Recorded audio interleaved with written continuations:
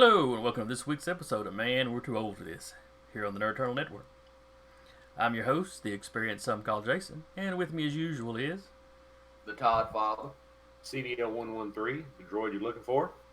And the token reoccurring nightmare, Tarky. And today we're going to be talking about Coming to America 2. Will it suck? Which sounds a little mean-spirited, and will probably devolve into that.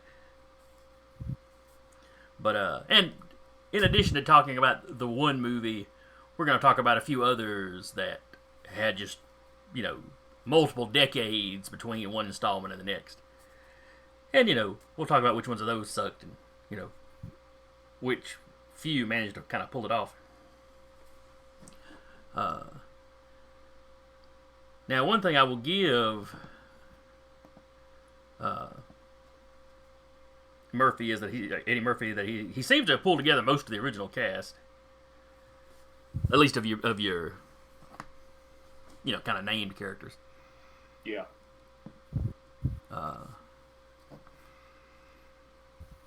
Todd, give us a rundown of what the first movie was about. Well, I got to give you a rundown of what the first movie about. Go to the one black guy. What was Coming to America about? No, fuck that. You tell me what Coming to America was about. You're the one guy I know that's watched the whole thing. I've watched it. Danny, tell us what Coming to America was about. All right. In the first one, Eddie Murphy is Prince Akeem of Zamunda, and he's supposed to get married.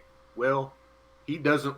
He wants to get to know the person he's going to be married to first, and he, his dad decides, James Earl Jones, King Jafar, goes, well, tell you what, you go sow your royal oats. When you come back, you'll be ready to get married. So him and his buddy, Sami, go to America. And they're in New York, is it? Mm-hmm. Yeah. They go to Queens. Yeah, they go to Queens. Because that was the thing, is if you're king looking for your queen, where would you go? Queens. So, yeah, they go to New York, Queens, New York. And they go and buy rent the shittiest apartment that he can find because he wants to blend in, even though he's standing here in, Armani suits and fur.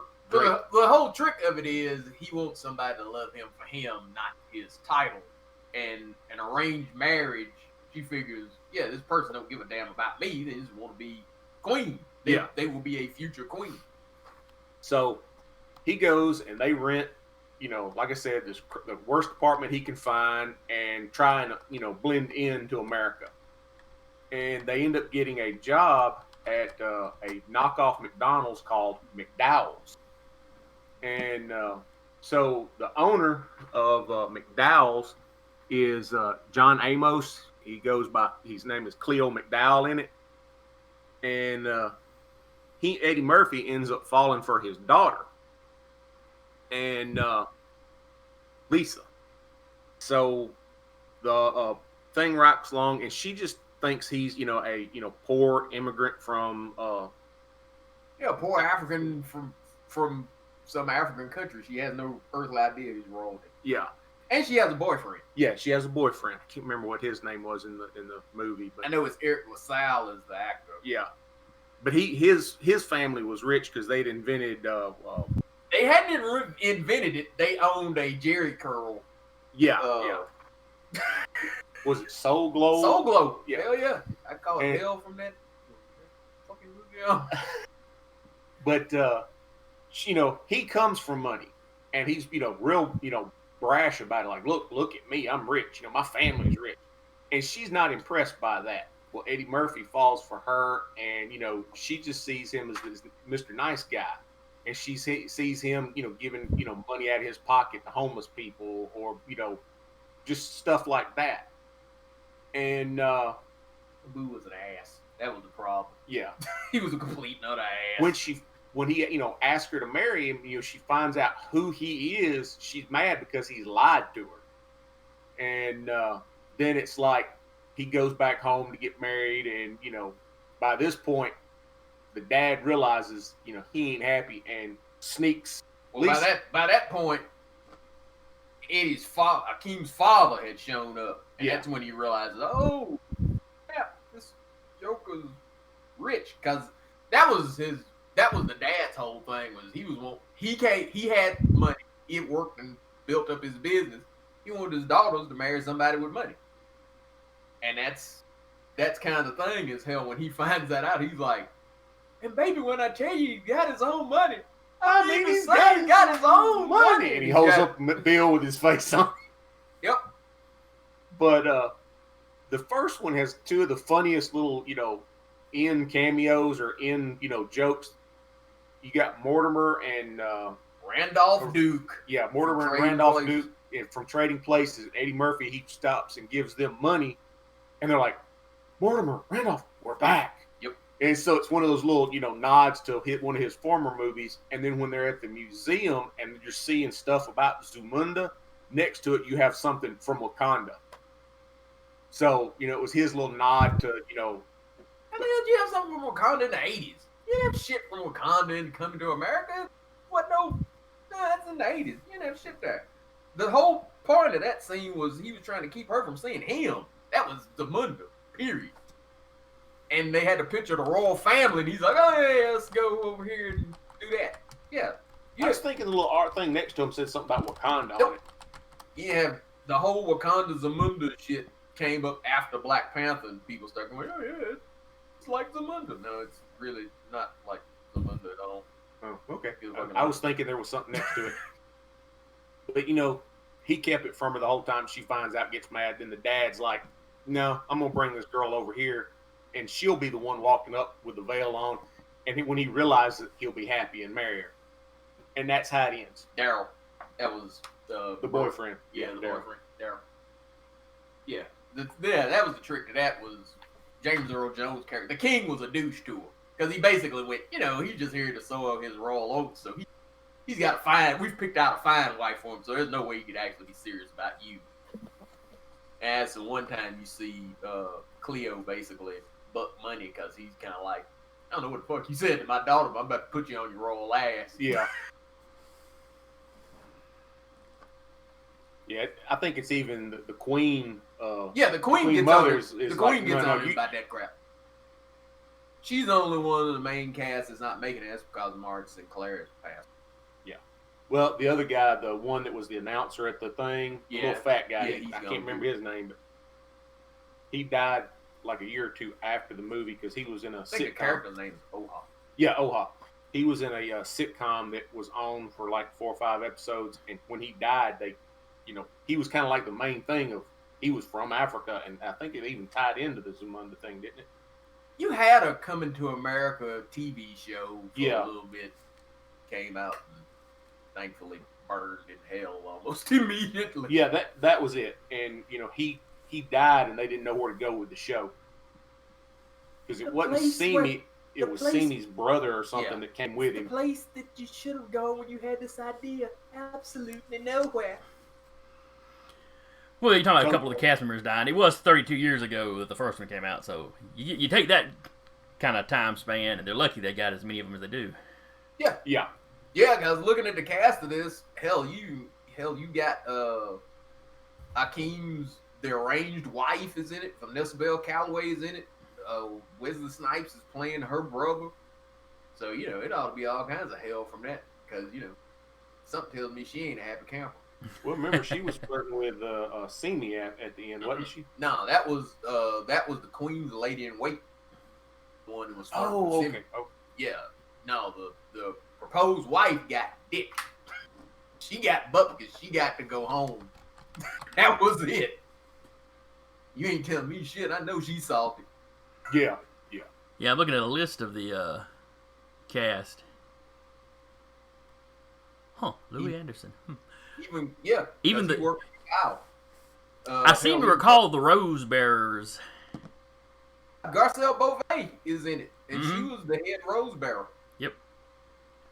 So it's kind of doing like that last Bad Boys movie where they were pulling up. I mean, even the little cameo people. Yeah. That was another set of movies that waited distance in between each other. Yeah, I'm not sure if they waited as long, but yeah. They didn't wait as long as some of them, but it's some time in between. There's at least 10 or 12 years in between each movie. Yeah, they Bad Boys usually waits long enough that when you hear they're doing a new one, like, oh shit, they're doing a new one. The thing I was in Bad Boys, this last one, the one thing I was very happy about was they had Reggie. Reggie showed up, and they was getting married, and they made a comment about, yeah, when he first showed up, we tried to run him off. He stuck. Reggie sense, because I've been. Tell you what, you just keep her. I'm coming looking for your ass. You ever make love to a man? No, sir. You want to? Yep. Not only do I not want to, I no longer want to date this heifer. I'm out. Well, when Martin comes up at the door at the first thing, I wasn't too worried about Martin. But when Will shows up and Will shows up and waving guns in his face, yeah, I've been out. I'm like, crazy. You just got to do. Why you?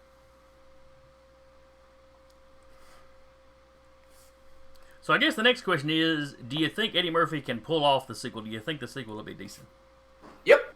Because you got that much of the original cast coming back. I was reading it. The premise is a little just because, you got a bastard son that you didn't know about, as crazy as he was about Lisa. Really see that. Yeah, because he did not sow his royal oats. Mm-hmm. And that suggests that he did, and no, that wouldn't have. And you would have seen that in the movie had it happened. Yeah, he went from, Akeem only had 2 speeds.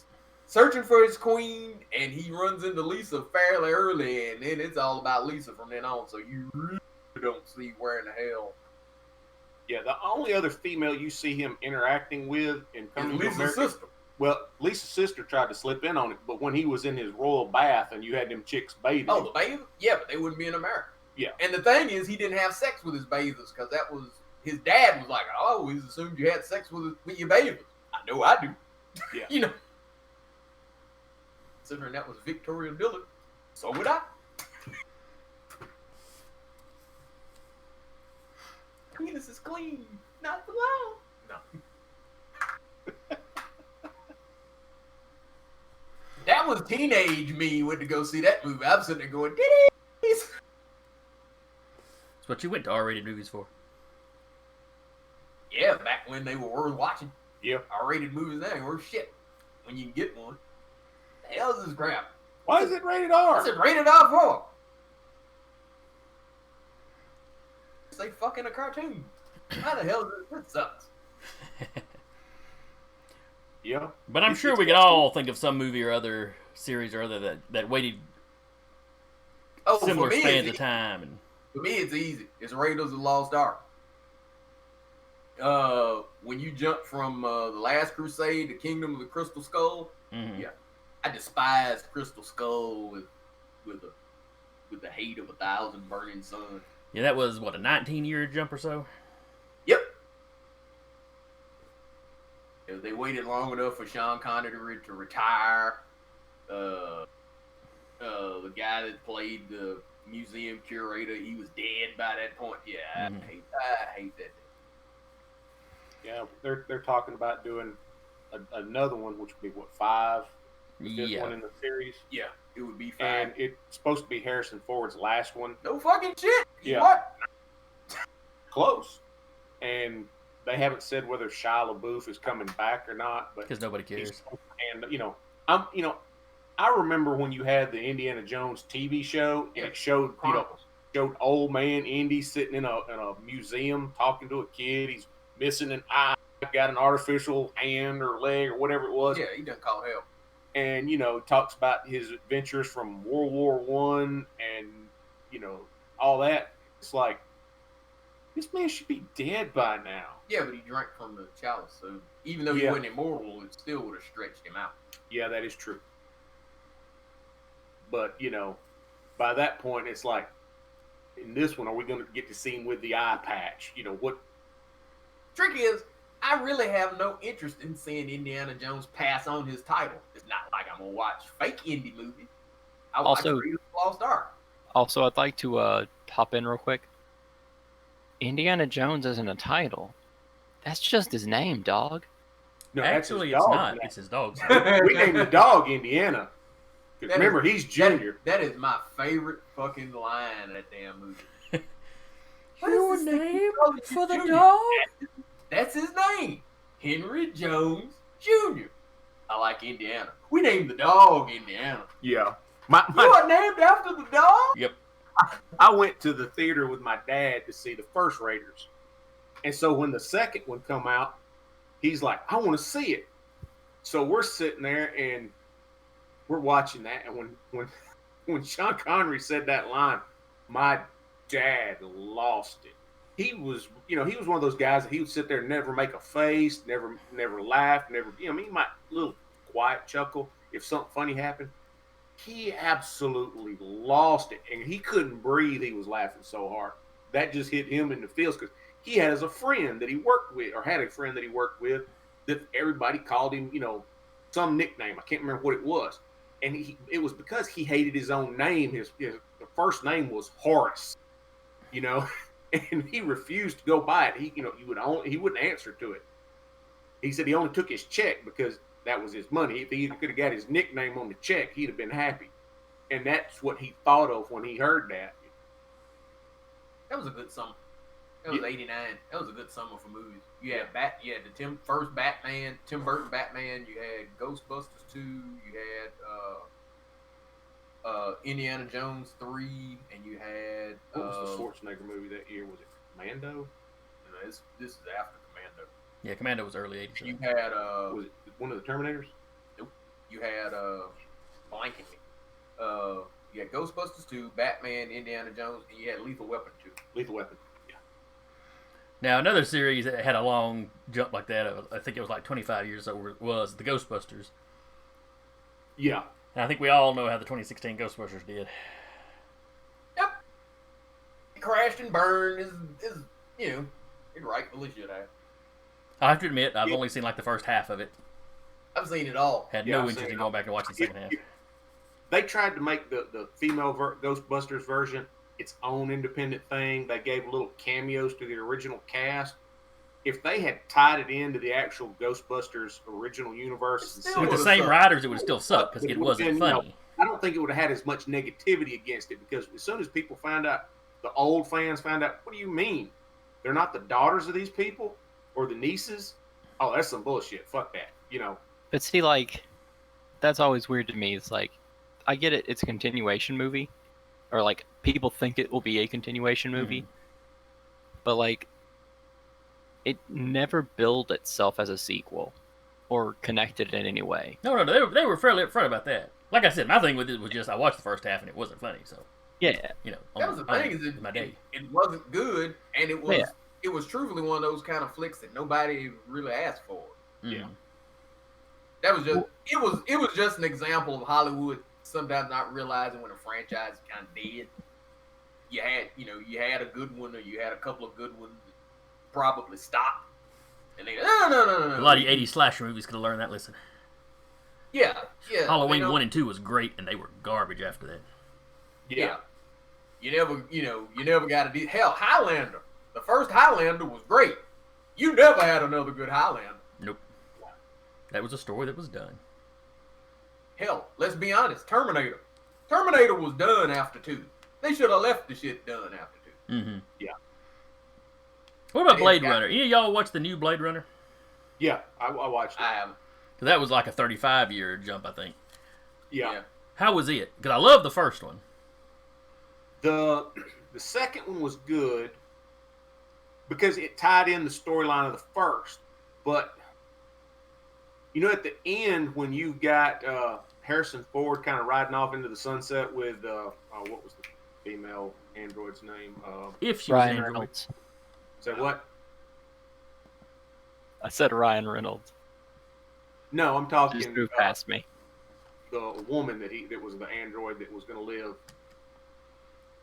Basically when she goes off into the sunset, it's like, okay, she's going to have a normal life. They're going to be happy, that kind of thing. They may have to keep it quiet from everybody else because of what his job is, but and then you find out the only way they can be happy in the second one is they got to go off into the wastes. And when you find out how the basically the girl that programs the AI for the new Blade Runner, yeah, you find out he's having memories of this chick's when she was young, and it's Rachel. That was Sean Young. yeah, it's just one of those weird things. They had to really sit, and plot twist to figure out how are we gonna plug all these Easter eggs in and still have a plot. And it was screwed up. Yeah, it was screwed up. It was a good action movie because when they, once you figured out, oh, okay, this is what's going on. It's not him remembering this that he did. It's he's having somebody else's memories because the child from that union, she was, basically half human, half, artificial. And so for her to be safe, she had to Easter egg some of her memories through the system so that they didn't out her. And you're sitting there going, okay, now it makes sense. But you go through like 3/4 of the movie before you really figure out what's going on or find out what's going on. Trick is, I was so young when Blade Runner came out. Yeah, when the first one came out, I didn't care for it. I watched it. I didn't care for it. I didn't get it. I wasn't in a sci-fi space then. It wasn't until I was older that I rewatched it and was like, oh, okay. I don't know why I didn't like this movie Because back then. as a little kid, I only watched it because I was like, ooh, Han Solo's in it. Yeah. Because I was such a Star Wars fan that if it was somebody from a movie that I liked in another movie, I would watch it. Yeah, that was me. I went and watched it with some cousins, and I sat through it bored. That was me. I sat. I mean, it had a through few Blade cool Runner. scenes, Yeah. but then, it's like, I was really too little to get it. I seem to recall liking it all right, but it had certainly been out a while because I was up a little age when I saw it. So I certainly didn't see it, when it first hit TV. Maybe, 82. The most I could have been was 9, 10, something like that. 82. Yeah. I was probably 11 when it came out because it came out in the summer. And See, I didn't see it in the theater. I didn't see it till it had HBO. see, I saw it at the theater with my cousins, and my aunt carried us, and I was the only one that didn't enjoy it. Everybody else was like, ooh, oh, ooh, oh, and I'm like, read stuff like that in comic books. It just didn't hit me. Yeah. Then I watched it later on when I was an adult. Jennifer had never seen it, so it was on one of the broadcasts, like I think it was on Netflix or Vudu or whatever. Yeah. So we watched it, and she's like, okay, this, now we can watch the second one. Okay. And when I watched it that second time, it was like, okay, yeah, I see what I missed. Rutger Hauer was, his little speeches, you really get like, oh yeah, people are screwing over these things, and it's not until the end that Harrison Ford realizes I'm working for the bad guys. Yeah. Truthfully, because like I said, I would watch anything they were in. Yeah, out of Star Wars, I love. Raiders of the Lost Ark, I love. And if you gave me the choice between Blade Runner and Force 10 from Navarone, I'm picking Force 10 from Navarone. I love that damn movie. Blade Runner, I watched. I was bored as shit. I'm like, what is this crap? Dad and I went to Force 10 Navarone because he was a big. What was his commander's name in that damn movie? Shit if I know. I only cared about Han Solo. But yeah, he was that guy, and I was a fan of Han Solo. So we went and watched that on a Sunday afternoon one time, and I was like, sweet. I'm watching that, and hell, was Carl Weathers in that damn movie? Yeah. Yeah. I remember going, ooh, it's Han Solo and Apollo Creed. I'm in this. And I want to say, hell, even Richard Kiel is in it as one of the damn bad guys. I was like, ooh, and Jaws from fucking Moonraker. I watched it. Yeah. Because I made my parents sick of that damn. I watch Moonraker every time it comes. Yeah. I had braces. He had metal teeth. We were here. Yeah. Yep. Y'all are awful quiet on that end. Well, Oh. I'm just letting y'all reminisce for a minute. Yeah, y'all were going good. Has anybody seen the new Bill and Ted movie? I didn't realize it had come out. I think it may be currently out in some places. It's currently out, and you can rent it for $19 or something like that off Vudu or some of the streaming sites. But we haven't rented it yet. I've never seen the old. Oh, I ain't paying 20 flat for a movie. No. You can rent it for 19, or you can buy it for 24. The first two are pretty funny, but the second one, the novel, is better. I'm just got to put that out there. The novel is better. You'll have a pretty good jump if they ever get it done between the Matrix movies, because apparently you get another Matrix movie. Yeah, I'm worried about that. And since I've been throwing out the times and all the rest of them, the Bill and Ted movies, I think there was like 31 years between. We have computer powers in the real world. Who the fuck knows? You don't know what the fuck Neo is. That's true. He is the one. One of the ones. There's all kinds of theories that Smith is the one. Well, did you ever see the anime stuff that was? Yeah. The Animatrix. Yeah, the Animatrix. I think I saw some of those. That's all of them. Yeah. Yeah, I We can't were remember if in I those. actually sat down and watched them all or not. Or if I let Todd watch them all and then I just watched the ones he said were good. I don't remember. But now the Bill and Ted movie, to kind of get back, has got pretty good reviews from. I've heard a couple of people that were kind of about it, but for the most part, it seemed to have pretty good reviews. So I guess we've got kind of a hit and miss record here then. Which is fair because just movies in general Yeah. are hit and miss. It's not like an overwhelming wave of suck. Well, before I looked into this, I was really remembering the ones that sucked. Those were really the ones sticking in my head. And even that will be on a very personal level. Cause Yeah, well, that's going to be any Todd is opinion not piece. the biggest fan of the most recent Mad Max, while I liked it quite a lot. Yeah, I like the latest Mad Max.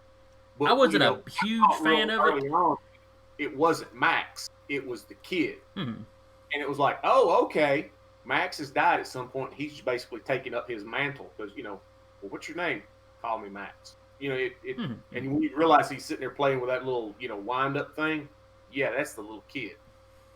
That, Well, from the For me, it was a typical Mad Max movie, which is what I had expected when I saw the trailers. But there'd been so much hype for it before I went in. I was like, oh, they must have really done something good, and they didn't. It was a typical Mad Max movie, and the plot was they drive in a straight line, turn around, drive in a straight line back, and that's kind of.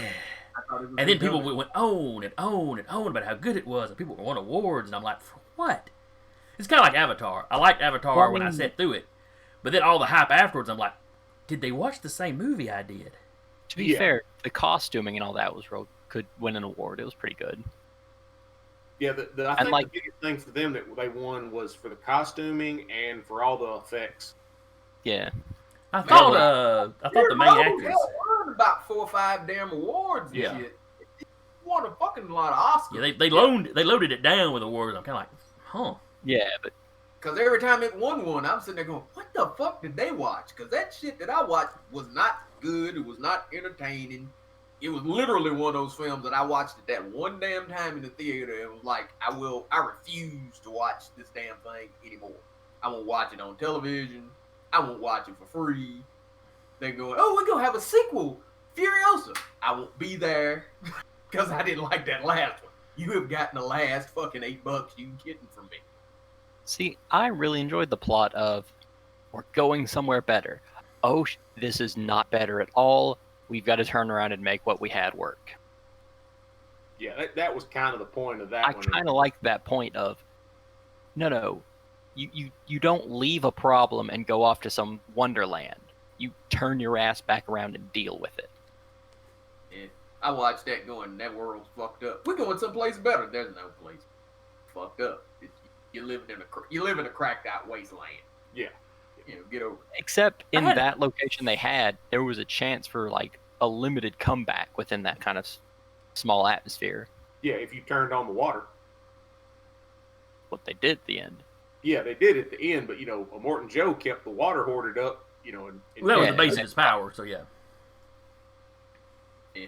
Like I said, that's one of those where you live in shit. That is an interesting way to look at it, though, Tyler. I can look at the movie a little differently from that. I just enjoyed it because it was the same kind of thing of like same kind of principle as Peter Pan, except for there wasn't a place you could stay at the end. Mm-hmm. Yeah. You could run off, but you're gonna have to come back eventually. Yeah, because those 3 cities had all the, one had food, one had water, one had ammunition. they needed each other. Yeah. No, I did like that setup from jump. But I can remember when the original Mad Max was one of those cult classics. It didn't do. I mean, it did okay when it came out, but it didn't do gangbusters. It was one of those that, by the 80s, it's like, oh, Mad Max. Well, Road Warrior didn't do much. Mad Max did pretty good, and then they went into Thunderdome. Yeah. That was one where the second one was the one that really got big. As a kid, well, actually, to this day, I've never seen the original Mad Max. Not even. Or the original Road Warrior, I should say. I've seen Mad Max and I've seen Beyond Thunderdome. It does not look post-apocalyptic. No, you still got green grass. Still got, the world is still pretty normal. Yeah, I've seen clips of it, but yeah, the only one of them that I've seen that I liked was the Road Warrior, and that was what, early mid '80s. Yeah. Middle. You remember when you had that little rush of world after the nuclear war films that came out? Yes, my mother got on a kick of those watching them at home. I got so tired of seeing those. Ugh. You had Road Warrior, you had Damnation Alley, you had the day after. What was it, Day After, some shit like that? You had one that they did some of the filming at the Space and Rocket Center over here in Huntsville. I can't remember which one it was. I remember watching it with Mother, and I forget which one it was now. I forget which one of them it was. Because I think they were in the process of building one of the rockets. That they have on display. So you had the pieces laid out on the ground. So they did it up in the, if I recall right, I was young when I saw it. They had it done up like one of the display rockets had fallen over or something to give it that kind of trashed out look. And they sprayed everything down to make it look kind of dirty and rusty. I seem to recall somebody taking the butt of a rifle and knocking somebody's teeth out, which freaked me out as a kid. They would go from those would go from kind of sci-fi to just flat out depressing. Like I said, I can't remember. It was one of them that I remember. The last one that I saw was dealing with a family that you'd had the bomb go off. They were far enough away that the bomb didn't kill them. And it's basically the movie is about the family slowly dying of radiation poisoning. Yeah, I remember that one, but I can't think of the name of it. It had a one-word name, but I cannot remember what the hell the name of that name. But it was the most depressing piece of shit that I think I'd ever seen. Because they overcome this, and then at the end you realize, oh, they died of poisoning. Yeah, they die of radiation poisoning. Do they die of radiation poisoning, or do the survivors all get in the car in the garage and kill themselves? It's one or the other. Cannot remember. I think they were dying of radiation poisoning because I can remember the scene where somebody goes to the bathroom and it's a bowl full of blood and it's like, yeah, they ain't gonna get no better than that. And I seem to remember what was left of the family all piling up in the station wagon in the garage and let good old carbon monoxide do its work. Well, it's an easier way to go out than they were getting otherwise. Yeah. That was the thing. But you back in that chunk like you're talking about in the 80s, you had was it Night of the Comet? You had all those kind of world-ending kind of things. But Mad Max was all I saw the Road Warrior for the first time because it was a Friday night on HBO, and they ran. I want to say it was that and a movie called The Ultimate Weapon or something like that, like back to back, and they were both. You'd had the nuclear fallout, apocalypse. And The Ultimate Weapon, was that the one with Jean-Claude Van Damme? That was... Shit, was it you, Brenner? Oh, okay, yeah. Some shit. Yeah, it was one of them good old-fashioned 80s nights around the TV watching HBO and little young Todd being scared as hell to go to sleep afterwards because you never watched something with giant roaches or giant spiders or some shit crawling all over the damn place. All right, well, we're getting off the subject to some degree. Yep. And it's about time for us to wrap up. So, yeah, with these long distance shots and sequels and some of them reboots and stuff, it will always have the problem of it should do callbacks, but if it does too many callbacks, it's considered nothing new. Mm-hmm. Because, if it's nothing but rehashing what it did the first time, then why make it? Yep. Yeah. But if you don't mention it enough, what was the point of making it a sequel? Yep. I really, like I said, going into this, I was really expecting to have low expectations or not much hope, I guess I should say. But as we've gone over this list, I'm like, well, okay, that one was pretty good, and that one's pretty good. It was really just the sucky ones I was remembering best. Yeah. But in reality, statistics holds. Movies are a 50-50 shot. Yeah, pretty much. Yeah. It all depends on like what the initial plot is. Hey, you got a kid you didn't know about. Come to America and get him. I'll be curious how they explain that. But I'm coming out of this conversation with higher hopes for it than I had going in. So I have low hopes for it going into the thing. It's just like, it's got a shit ton of famous people in it. It looks like it got most of the cast back in it. Yeah, what? Yeah. I'm not expecting, oh my God, this is the greatest thing since ever, because they rarely are. Yeah. I mean, that's like the Ghostbusters movies that they've had on hold for how long now? I'm going to watch it when it comes out, because it's supposed to be the direct sequel to the others. And it's like, okay, it's a new generation. Truthfully, if you're going deep, will it suck? That's the one that I'm really sitting there going, it's probably not going to be pleasing. No, it will probably suck. But I'll watch it because, okay, it ties into the original two. It's what happened after. Why did people go from, oh my God, it's a giant Stay Puft Marshmallow and it's the giant, Statue of Liberty, to not believing in magic anymore? Yeah. Well, but truthfully, watch one, because like when they play one and two back to back. Watch two after one. And everybody's kind of like, oh, they're a bunch of hucksters that do that and they end up in the insane asylum. And I'm sitting there going, you literally had a goddamn 100-foot marshmallow fucking man walk through the center of town. Everybody believes in that shit now. Yeah. Everybody in town, anyway. Everybody saw it, took pictures of it. It's on, Yeah, because like even the excuse like it was hallucinogenic gases, you had to clean up. Yep. A giant marshmallow man. Yep. Mm-hmm.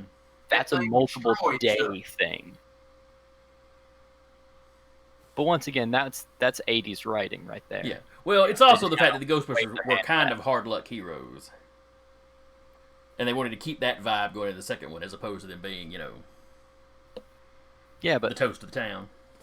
Yeah, but the hard luck hero thing just been like, okay, we got it. Yeah, oh yeah, absolutely. But your rent's still due and you still gotta pay for the. But anyway. Yeah, you could, because even in that they say they got sued. When it was all said and done, everybody sued them. So you had the hard luck thing. That I don't have a problem with. The thing I have a problem with is people don't believe in the shit no more. Mm-hmm. Yeah. They're like, oh, it's one thing we sued you for damages. It's another thing of, oh, that's you're a bunch of con men doing such and such. You had a goddamn 100-foot marshmallow man walk through the center of town destroying shit. Hell, you had monsters running through town destroying shit. They were just big dogs. Yeah. A big dog the size of a cab? Yeah. Trick is you could eat. Well, that's the thing though. Wasn't a shit ton of people saw Zool and Vince. Then a lot of people didn't see them. You had the people at the party saw Vince. That's about it. He was the only one that was kind of visible. You never saw Zool. The only one saw Zool was Dana. Mm-hmm. That is true. All right, I'm gonna reel this back now. Yeah, so we can finish up this Let's topic. go ahead and wrap up. So anyway, we've got some hope for Coming to America 2. Apparently, we don't have much for the next Ghostbusters. If we left some movie with a long gap out that you hated or loved for that matter, let us know in the comments. The comments on Facebook. Leave a comment on our site, nerdeternal.com. Drop us an email at thenerdeternal@gmail.com. You can hit us on Facebook or Twitter. Is anything else we need to cover? I think that's all the social medias that we actually do anything with. So we'll see y'all next time. I was your host, the experienced some called Jason, and with me again has been The Todd Father. DDL 113. The token Ghostbusters denier, Tarky. And we'll see y'all next week, I suppose.